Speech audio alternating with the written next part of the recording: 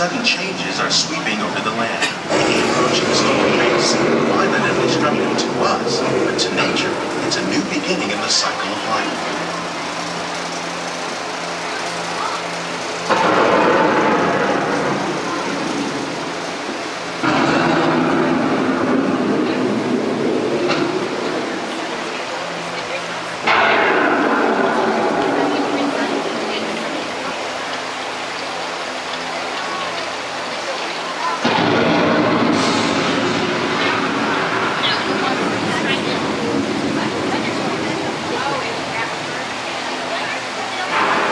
The surface of the land, roots trap water from the flowing mud, extracting precious nutrients and minerals.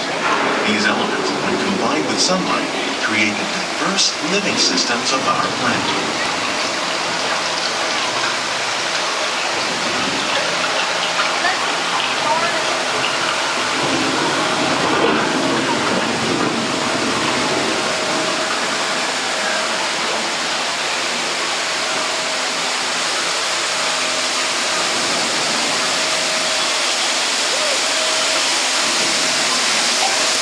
One of those living systems is the rainforest, home to the most amazing concentration of life on our planet.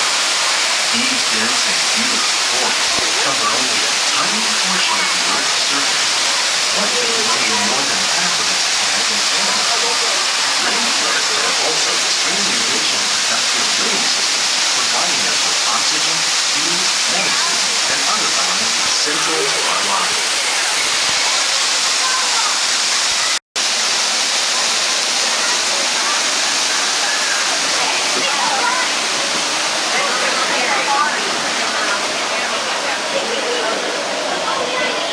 In the desert, nature has created a very different, but no less beautiful living system. And while this arid landscape may seem lifeless, it is very much alive. The plants and animals that have learned to survive in these harsh conditions make use of what little water they can find and avoid the scorching rays of the relentless sun.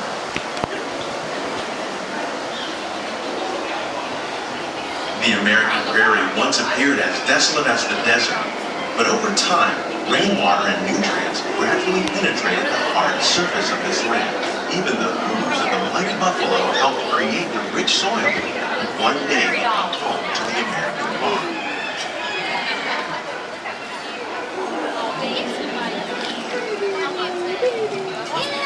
What's up, people from Malaysia? That works.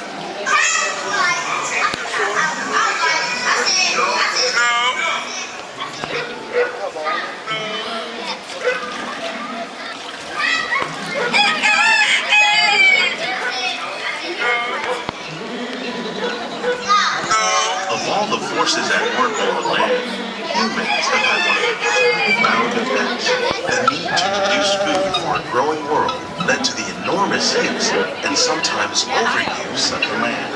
In our search for more efficient ways to grow food, we often fail to realize the impact of our methods.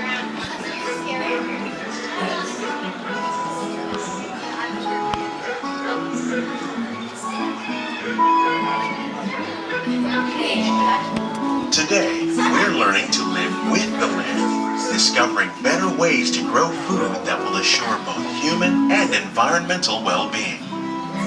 Here at Epcot, we're learning to reduce the need for chemical pesticides by breeding and using natural predators like ladybugs and wasps to control pests. In the farmlands across America, we're learning that by plowing under vegetation containing natural fertilizers, we can enrich the soil without the use of chemicals. In arid regions, we're learning to produce food on desert seacoasts by developing and planting crops that thrive on salt water. In Japan, we're learning that by mixing leaves and other living materials into our soil, we can make farmland more fertile without the need for chemicals. Here at Epcot, we're learning to reduce the need for chemical pesticides by breeding and using natural predators, like ladybugs and wasps, to control pests. In the farmlands across America, How will we meet tomorrow's growing needs for food production, yet still respect the needs of the land? Some of the answers are being discovered just ahead. To help us maintain these carefully controlled ecosystems, and for your safety, please remain seated in your boat at all times.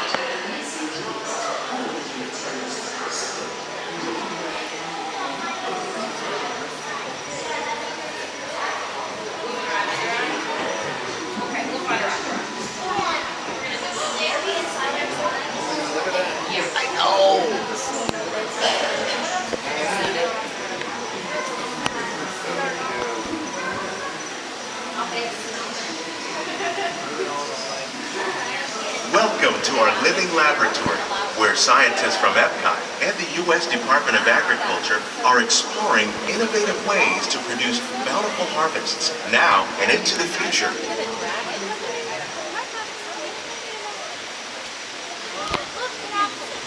The tropics are home to the greatest diversity of plants on the planet. Many of these, like papaya, bananas, cacao, coffee, and rice, are well known around the world. These are just a few of the edible plants that have been an important source of nutrition for people living in the tropics. Many are rich in vitamins and minerals, while others are well adapted to growing in less than ideal conditions. Some, like the water lily, thrive in wet, swampy areas and waterways. All parts of this plant, even the flower petals, are edible. The starchy root of the plant has long been used to make flour for baking.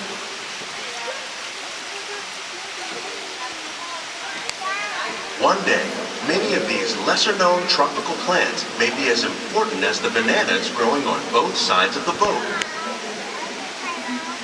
More than 28 million tons of bananas are eaten annually, making it the most popular fruit in the world.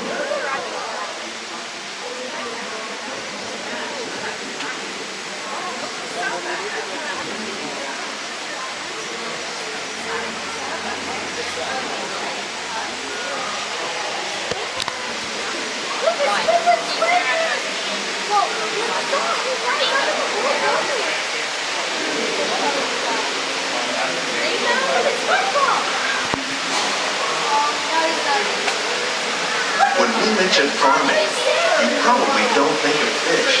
But fish farming, or aquaculture, accounts for nearly half of all the seafood consumed globally. Tilapia, bass, and catfish, like the ones you see here, are three of the more popular crops raised by fish farmers. The sustainable system we're using here recycles the water in the tanks. As a result, we're able to save millions of gallons each year. Our small fish pond produces nearly 5,000 pounds of fish each year to serve in restaurants around Walt Disney World. Innovations like this one can play an important role in our efforts to produce bountiful harvests and still protect natural resources.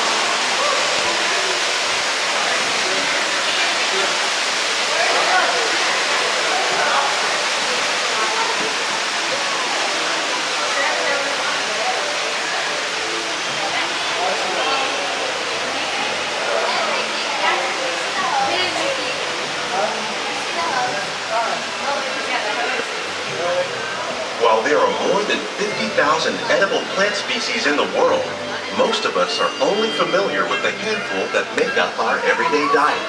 The common grains growing here, wheat, maize, sorghum, and millet, plus rice, account for nearly 2/3 of our global food consumption. Learning how to increase yields of these staples is an important goal of research around the world.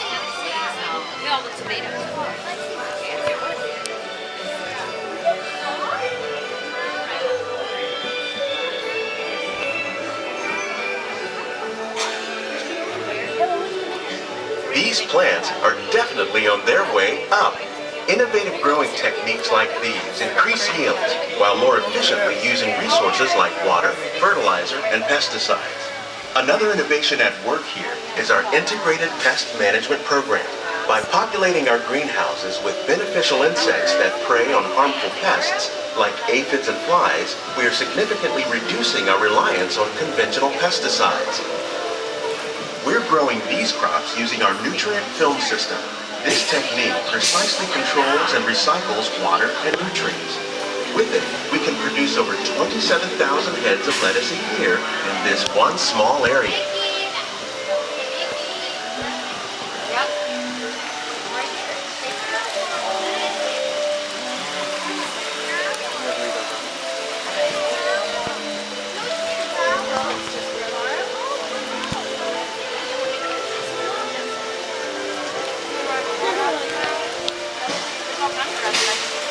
Some of our best ideas have been inspired by nature, like these fruit and vegetable trees.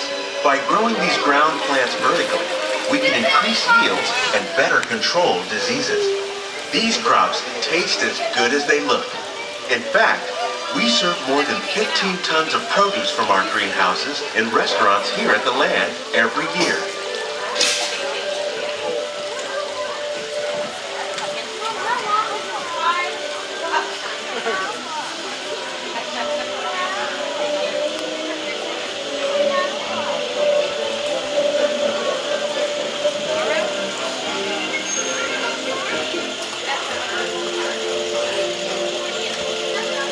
The future of agriculture may include innovative ideas like this vertical growing system. Plants grown in this way use a fraction of the space required by traditional growing methods. That saves water and increases production. The aquaponics system on your left combines hydroponics with aquaculture.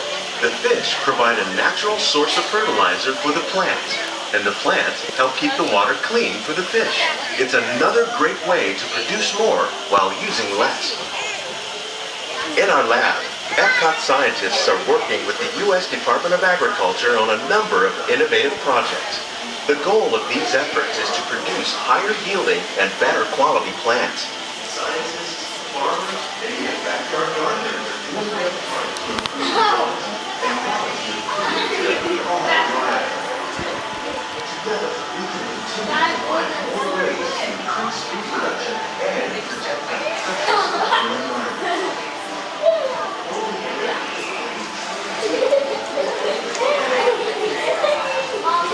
These greenhouses represent just a fraction of the work being done worldwide to produce bountiful harvests for our growing population. Scientists, farmers, and even backyard gardeners are doing their part to improve the quantity and quality of foods that we all rely upon. Together, we can continue to find more ways to increase food production and protect our precious natural environment. Only then will we truly be living with the land.